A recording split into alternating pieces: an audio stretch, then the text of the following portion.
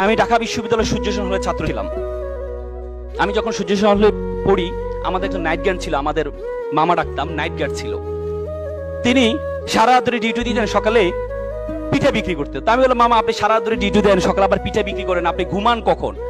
সে করবে, মামা একটু একটু দোয়া করবেন, আমার ছেলে এসএসসি তে প্লাস পেয়েছে, এসএসসি তে পরীক্ষা দিচ্ছে, যদি এই প্লাস পায় তাহলে আমি তাকে ঢাকা মেডিকেলে ভর্তি করাবো, আর মেডিকেলে ভর্তি হওয়ার পর আমি এর চাকরি ছেড়ে দিব, রাতে ঘুমাইতে পারেন, এই চাকরি আমি করব না।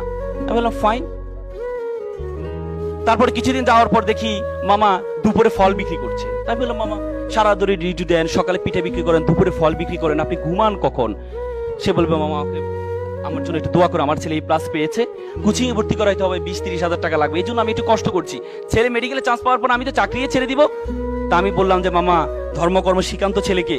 বলতে, ছেলে তো আসলে ফিজিক্স কেমিস্ট্রি পড়তে তো সময় পায় না, আমার ছেলে ভালো ছেলে, আমার ছেলে আবার কোনো সমস্যা নেই, ও আবার ওইসব ঝামেলাতে নেই। মা বাবা তো সবসময় সন্তান তার কাছে ভালোই থাকে। কিছুদিন যাওয়ার পরে আমি তাকে কোচিং এ ভর্তি করার ব্যবস্থা করে দিয়েছি, ছাড়ের ব্যবস্থা করে দিয়েছি। কিছুদিন হটফুট করে দেখে আমার রুমে মিষ্টি নিয়ে আসলো, মামা আমার ছেলে ঢাকা মেডিকেলে চান্স পেয়েছে। কি উত্তাল, কি আনন্দ! আমার লাইফে সন্তানের খুশিতে এত আনন্দ পিতামাতা হতে পারে আমি কখনো দেখিনি। মনে হচ্ছে সে মেডিকেলে চান্স পেয়েছে। একদিন কিছুদিন যাওয়ার পর মামা দেখি মন খারাপ করে বসে আছে। আমি বললাম, মামা আপনার মন খারাপ কেন? আপনার ছেলে ঢাকা মেডিকেল পড়ে, আপনার জীবন আর ঠেকে কি, আপনি মন খারাপ কেন? বলছে, বাবা আমাকে ক্ষমা করবেন। কি হয়েছে মামা?